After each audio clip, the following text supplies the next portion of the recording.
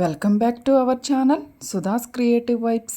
అందరూ ఎలా ఉన్నారు? నేను చాలా బాగున్నాను. ఈరోజు మీ ముందుకు ఒక మంచి వీడియోతో వచ్చేసానండి.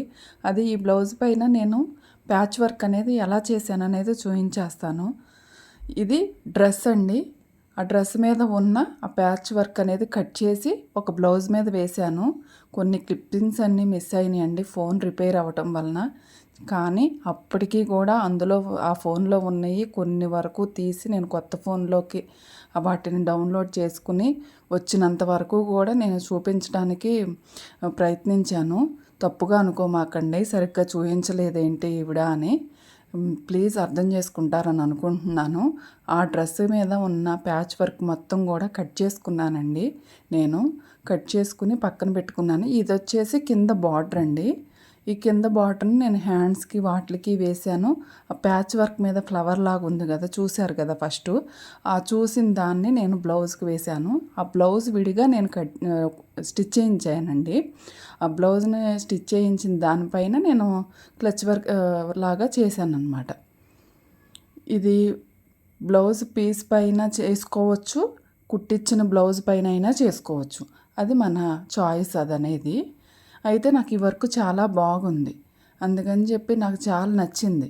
అందుకని డ్రెస్ పాడైపోయిందని చెప్పి తీసేసేటప్పుడు పక్కన పెట్టేసి ఉంచాను, పడేయకోకుండా. తర్వాత నేను ఈ వర్క్ చేసుకుందాము ఒక బ్లౌజ్ పైన అని చెప్పేసి.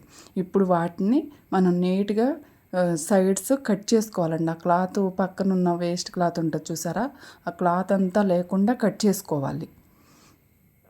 నేనైతే చిన్న సిజర్ తోటి కట్ చేస్తానండి.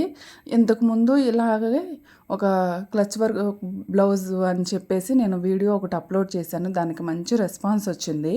అది చూసిన మన ఫ్యామిలీ మెంబర్ ఒకళ్ళు సిజర్తో కాకుండా మామూలుగా అగరబత్తి వెలిగించి దాంతోటైనా కాల్చి చెయ్యొచ్చండి అని చెప్పారు. సరే చూద్దామని చెప్పి నేను ట్రై చేశాను. కాకపోతే ఏంటంటే నాకు సైడ్స్ బ్లాక్గా వచ్చింది, అది కూడా మందం అవుతుంది. అందుకని చెప్పి నేనైతే కట్ చేశాను. Choice is yours. మీరు చేసుకునేటప్పుడైతే అది కాల్చుకుంటారా లేకపోతే కట్ చేసుకుంటారా అనేది ఈ విధంగా నేను చేశానండి. మీకు ఎక్కడైనా అర్థం కాలేదు అనుకుంటే నాకు కామెంట్స్లో అడగండి. నెక్స్ట్ వీడియోలో నేను ఖచ్చితంగా దానికి రిప్లై ఇస్తాను. మీకు అర్థమయ్యేలా కూడా చెప్పడానికి నేను ట్రై చేస్తాను. ఎందుకంటే ఇది నేను నెక్స్ట్ వీడియో ఇంకా బాగా తీయొచ్చు, కొత్త ఫోన్ వచ్చింది కదా అని చెప్పేసి ఇది అప్లోడ్ చేసేస్తున్నా.